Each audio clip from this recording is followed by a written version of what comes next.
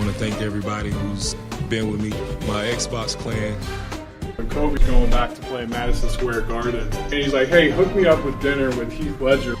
Like Russell Westbrook, that was a great feat the other day. I couldn't even tweet it out. It's Coach Frank Vogel here, full of enthusiasm and positive energy. Ask me what I like to play with Kevin Durant. Ask me about Kyrie Irving, Giannis. Ask me about Embiid, Ben Simmons. Go ahead, all of them. There was a time when the Israelites were wandering in the desert and all of a sudden bread came down from heaven. That's kind of what today feels like to have KCP join. Welcome back to Bulls vs. Blazers Patreon edition. If you're with us on the Patreon, you already know where to find us on social, where to subscribe, all of that. I'm Sean Hyken. With me, as always, Eric Gunderson. What a night! Yeah, that was a hell of. Was this the best day of the of the bubble so far? Had to be. I mean, obviously, you know, I would love Portland to make the playoffs. They blew this game, but then their game rolls into Denver, Utah, which goes to double OT, which rolls into Indy, Lakers, where TJ Warren continues to go crazy. Then Phoenix is 5-0 now in the bubble, and then Luka has like this masterful performance from the dead, where honestly Dallas had been terrible in the bubble, and like this win single-handedly changes the vibes. I feel like, especially after losing a double-digit lead against the Clippers. Yeah, I mean this Mavs Bucks game was awesome. That might be the best game of the bubble so far. Just, you know, it's Luka and Giannis going head to head. It was, you know, it's an overtime game.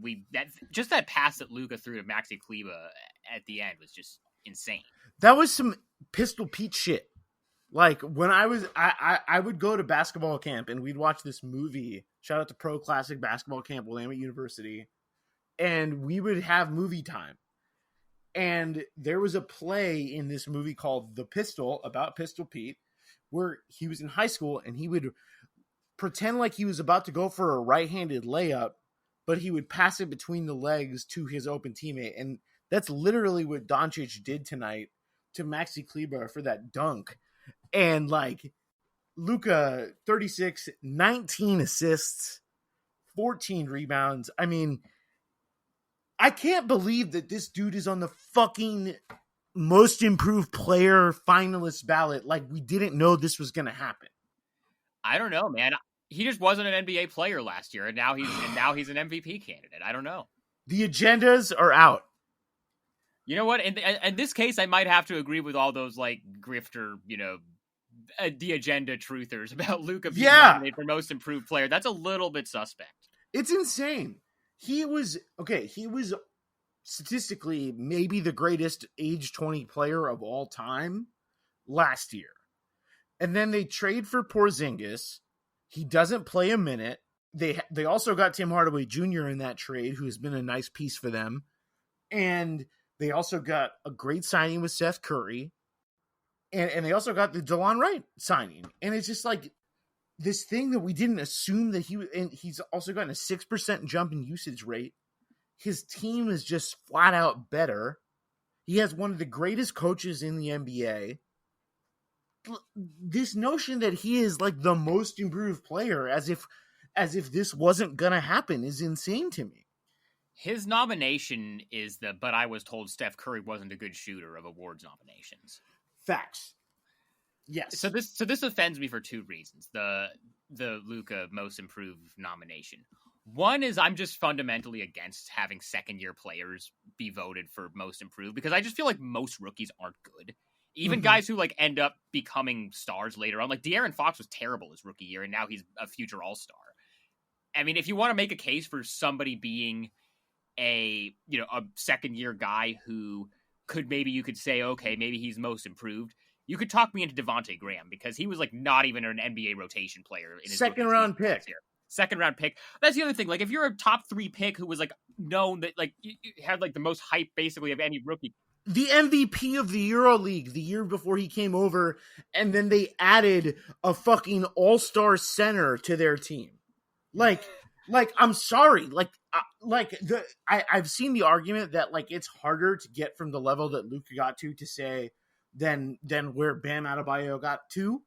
But to me, that's BS because all you could see in the stats was that if you just gave Luka more opportunities and some better teammates, that your team would be really good. It was not rocket science. Do you remember, like, there have been some weird most improved player award winners that are kind of in the same vein as this, as him getting some votes for this one. And this is, just to be clear, we still don't know who's going to win. The other two nominees are Ingram and Bam, and I would guess that Bam is probably going to end up winning. He has to me. I mean, he's who I would vote for if I had a vote. Neither of us have votes, but of course, work on that NBA though. I've gone back and forth about whether I want one or not. Because like I used when I was younger, I really wanted one. I was just like, oh, it's one of my goals to get an NBA awards ballot. But now it's just like, I mean, it would be cool to have one. I like complaining too much to not want to have a vote. It's the kind of thing where I would like to have one once just to say I've done it. But like the amount of, especially now that they have like your ballots are publicized, like who you voted for, like you're going to get, obviously, in a year like this, if you put James Harden 4th instead of 3rd on your MVP ballot, you're going to have all the Rockets fans going at you. And it's just like, is that, how much is that like actually worth it? That's fair.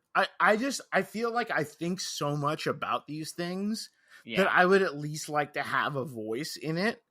And it's like, that's kind of where I stand. It's not necessarily that like, I think that like, it would be, it's that important. It's just like, I think about this shit all the time and I want to talk about it and I want to vote on it. And like, I can't imagine a world in where like you didn't think that Luka would be this good with the opportunity, with an improved team, with a second season in the NBA. Like, I just, the surprise to me is just not there where it is with Bam being like a 5 assists a game guy, running the offense almost for the Miami Heat until Jimmy Butler kicks it in gear, and being a top 4 seed. Or like Victor Oladipo, who just got better at basically every part of his game that year, and the year that he got traded to Indy and won most improved, when he kind of bounced around before that. Yeah, or when CJ McCollum won the MIP, like he was on the bench for 2 years until the year that he won the MIP. Like people didn't know that was going to be there, but like Luka, the Luka thing to me was logic. It wasn't like this thing that it's like he's the most improved player in the league. With it, like it was with Devontae Graham, as a great person that you pointed out to a couple minutes ago. This is kind of more of a year where like the year that like Kevin Love won most improved in Minnesota, or Paul George won it, or even the year Giannis won it. It's like, we knew that these guys were that good and they had been roughly that good before. It's just that then their usage went up because somebody like the year Paul George won it, that was like the year that Danny Granger had all those injuries. And so Paul George got the ball more. He had been that good his previous year, but now it's just, people talk about it more because he was like, that's kind of more what this Luka thing is. Yeah, I mean, you saw it similarly with Jimmy Butler in Chicago. No, Jimmy was bad the year before he won most improved. But I mean, to be fair, Jimmy also had turf toe that year, and so he was shooting terribly. But then the next year, I think he kind of got that taken care of, and that was his first All-Star year. Like, no, I think the Jimmy one was legit. Okay. But the ones like the Kevin Love one, the Giannis one, the Paul George one, that was just like, okay, we kind of knew that was going to happen.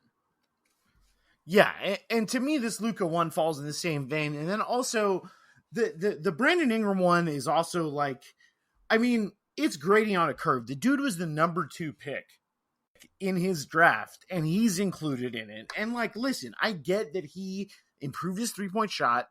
That is undeniable. But like, he got such an incredible usage boost. Also, they didn't think that Zion was going to be out, and he benefited.